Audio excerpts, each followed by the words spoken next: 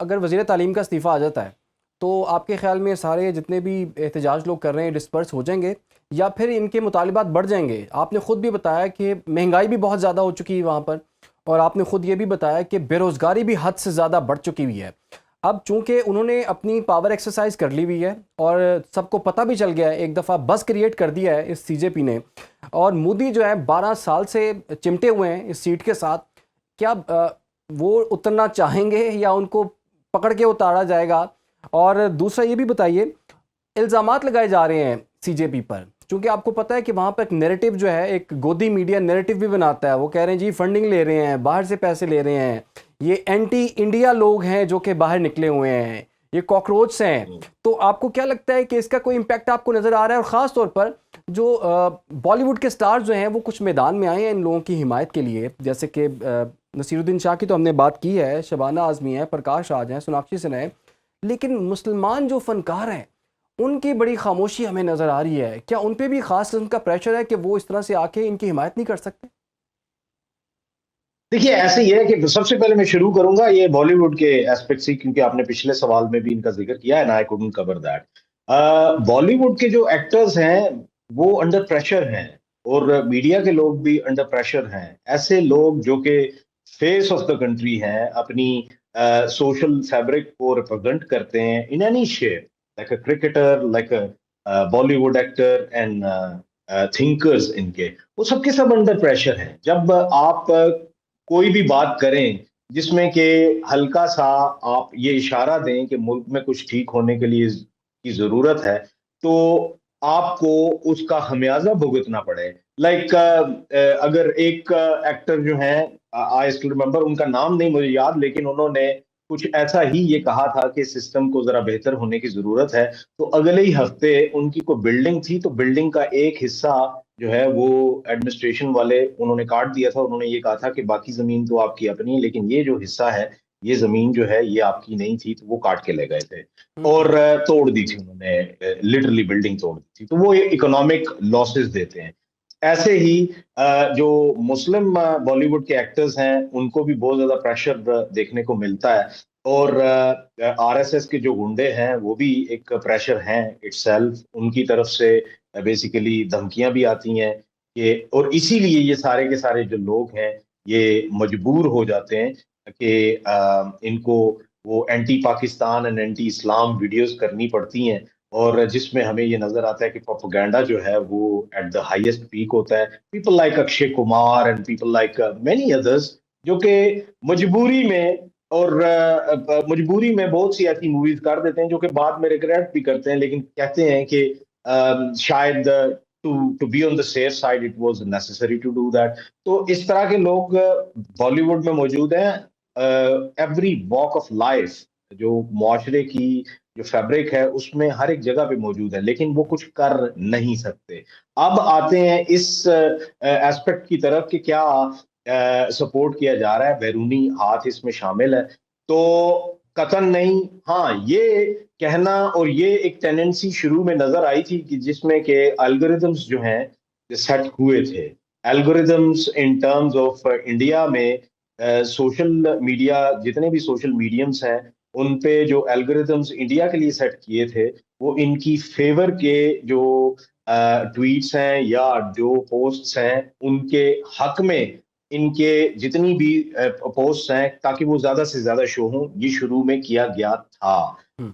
That's why earlier I mentioned कि somewhere down the line in algorithms की वजह से ही ये एक तासुर लिया जा रहा है कि behind the curtains even Americans are wanting India to have an in house change. BJP से ही किसी और को प्राइम मिनिस्टर बनाए, लेकिन मोदी जी से जान छुड़ाए। और अब अगर ये स्टूडेंट्स की जैसे डिमांड थी, इनिशियल डिमांड यही थी कि जाए जाए हमारा जो शिक्षा मंत्री है, या फिर जिसको के एजुकेशन मिनिस्टर कहते हैं, एजुकेशन मिनिस्टर जो है वो चले जाएं। लेकिन यह है कि अब एक और नारा परसिस्ट कर रहा है, जो कि मार खाने के बाद स्टूडेंट्स ने जिसको के बनाया है। और वो नारा जो है वो, I actually written it down for you, it's 56 inch का छोटा बंदर गो नरेंद्र। इसका मतलब यही है कि अब उन्होंने ये कहना शुरू कर दिया है कि नरेंद्र मोदी के अब जाने का, घर जाने का वक्त आ गया है। हम्म, तो इस सारे तनाजुर में I don't think it is going to end. And by the way, Haryana के बॉर्डर से एंटर हो चुके हैं किसान दोबारा से। मुझे कल रात को ही somebody actually contacted me and said कि घमसान की जंग जारी है, यानी कि लड़ाई उधर से किसान जो हैं वो भी आ गए हैं, हम्म, हरियाणा के बॉर्डर पे वो मौजूद हैं, और उनको रोकने के लिए पुलिस और सीआरपीएफ के कोई एक दो दस्ते हैं वो वहां पे खड़े थे और वो उनको आने से रोक रहे थे। And they were literally having a war zone there. तो वो वहां से अभी सुबह तक मेरा ख्याल है वहां से वो निकल चुके हैं, and they are even heading towards this very place, और ये बच्चों को वहां पे ज्वाइन कर लेंगे। और मेरे ख्याल में it is not going to end, it is going to prolong. And मेरी कैलकुलेशंस के मुताबिक मुझे ये फील हो रहा है कि जो कमिंग वीक है, शायद ये जो वीकेंड है इसमें मजीद लोग आएंगे, क्योंकि वीकेंड पे आम जो लोग हैं, काम करने वाले लोग, जॉब पे वाले लोग, वो भी इन बच्चों को ज्वाइन करेंगे। तो एक बहुत बड़ी तादाद में वहां पे लोग होंगे। इतने में किसान भी आ जाएंगे। जब किसान भी आ जाएंगे तो मेरे ख्याल में it is going to be enormous. And over the weekend इतना एनॉर्मस हो जाएगा कि इनको खुद भी शायद अपने आप को उस तरफ टिल्ट लेनी पड़ेगी। And coming week, hmm. Monday, Tuesday, Wednesday, I am expecting कि लोकसभा में इसी एक मुद्दे के ऊपर सारी डिबेट होगी। एंड एंड रिजल्ट उसका मुझे ये नजर आ रहा है कि शायद मोदी जी को वो एक लीवरेज ये देंगे कि आप एक अच्छी सी तकरीर कीजिए और घर जाने की तैयारी कीजिए और कहिए कि मैं अपने जो स्टूडेंट्स हैं, मैं उनकी जो मर्जी है, मैं उनकी जो इमा है, उसके आगे सर तस्लीम हम करता हूं और मैं घर जाता हूं, ताकि एक अच्छे तरीके से एट अ गुड लेकिन नोट लेकिन राजा आफ्टर साहब, वो 12 बातें आपकी years। सारी दुरुस्त हैं कि मोदी के खिलाफ इस वक्त पूरी भारतीय अवाम जो है वो मैदान में आई हुई है। लेकिन कंगना रनावत जो है ना, वो मोदी के हक में बयान दे रही हैं, उनकी हिमायत में वो अकेली सामने आ गई हैं। उन्होंने कहा है कि जी आप इनकी बात करते हैं, मोदी जी की बात करते हैं, जो कि पूरी दुनिया में सबसे मशहूर शख्सियत हैं, वो क्यों अपनी सीट छोड़ें। तो मुकाबला तो बहुत सख्त नज़र आ रहा है। एक तरफ अकेली कंगना रनावत है और दूसरी तरफ तमाम बॉलीवुड की पर्सनैलिटीज़ हैं जो कि मोदी को ब्लेम भी कर रही हैं। और पूरी दुनिया में वैसे हमने देख भी लिया है कि कोई ऐसा मौका नहीं जाता कि मोदी जी की जो है ना वो बेइज्जती ना हो, या भारत में उनकी उनके खिलाफ बात ना हो रही हो। तो आपको क्या लगता है, ऐसी कुछ ऐसे भी फनकार मौजूद हैं जिन बेचारों की ये भी मजबूरी है कि उन्होंने मोदी जैसी पर्सनैलिटी को उन्होंने उनके हक में बात करनी है? देखिए, कंगना रनावत जो है वो, there are many similarities between me and her in terms कि वो भी राजपूत हैं और वो भी हिमाचल प्रदेश साइड से हैं, और मेरे भी जो पुरख थे वो भी हिमाचल प्रदेश वाली साइड से ही मूव करके तो इस तरफ पाकिस्तान वाली साइड पे आए थे। एंड साथ में ये है कि उनका भी पेरेंट्स का जो है वो मिलिट्री बैकग्राउंड, और मेरा भी मिलिट्री बैकग्राउंड पेरेंट्स का।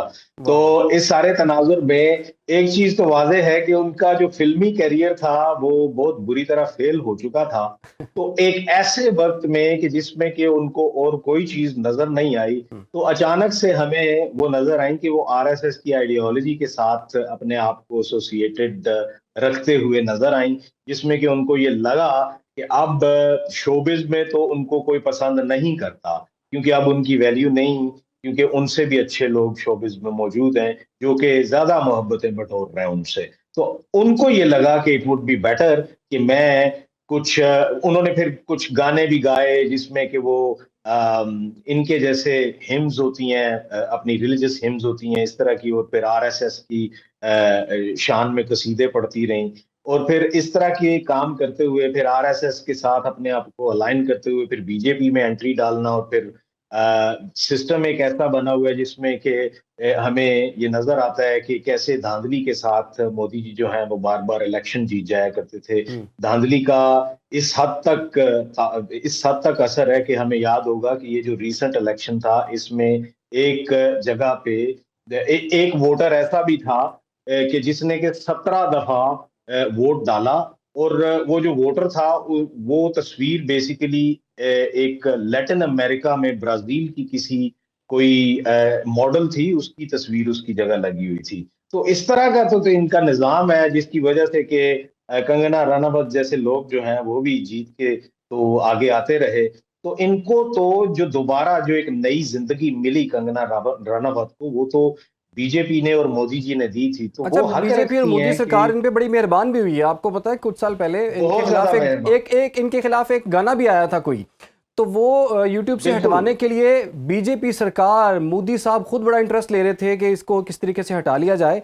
और वो मेरे ख्याल में कंगना रनावत ठीक है एक फनकार हैं, लेकिन अगर एक्टिंग कर लें वो ज़्यादा आसान है, लेकिन मोदी को डिफेंड करना तो बहुत मुश्किल है। पता नहीं कैसे कर लेते हैं ये लोग। देखिए देखिए जहां पे कि इस मौजूदा जो सेटअप है आरएसएस आइडियोलॉजी से ड्रिवन, और आरएसएस की जो पॉलिटिकल विंग है बीजेपी, उसकी गवर्नमेंट के दौरान एक चीज जो मीडिया ने भी और हर एक शख्स ने भी अपनी मोदी के लिए मोहब्बत में सारे जो बैरियर्स हैं वो क्रॉस करके, तो ये एक गॉड का दर्जा दिया कि ये एक ईश्वर के बराबर है। ये मौजूदा जो भारत है इसमें मोदी जी का होना ऐसे ही है कि जैसे कोई अवतार आ गया है। तो मेरे ख्याल में अगर मोदी जो है वो एक गॉड हो सकता है, एक देवता हो सकता है, तो उसकी जो दासी है वो कंगना रनावत जैसी फिर हो सकती है। तो कंगना रनावत जो है वो एक दासी है,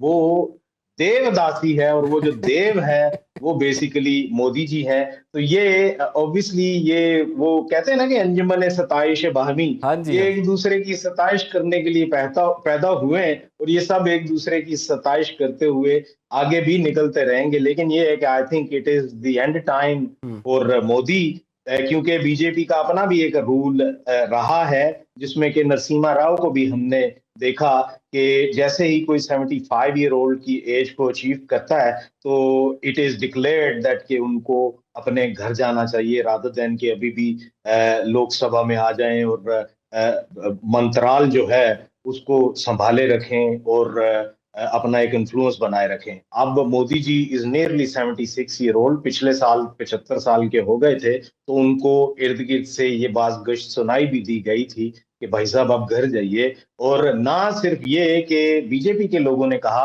बल्कि मोहन भगवत जो कि आरएसएस के प्रवक्ता हैं, आरएसएस का फेस हैं, वो हम्म। जो हैं उन्होंने भी ओपनली कहा था कि मोदी जी अब आपके घर जाने का वक्त आ गया है और किसी और चेहरे को सामने लाएं। इसीलिए मैं कह रहा हूं कि आरएसएस और जो बीजेपी के कुछ कॉरिडोर्स हैं वो भी यही चाहते हैं कि अब मोदी जी के जाने का वक्त आ गया है। तो मेरे ख्याल में जिस सही दिन मोदी जी चले गए, जिस दिन देवता चला गया, उस दिन देवदासी भी चली जाएगी। सही है, यानी कि जी का जाना ठहर गया है।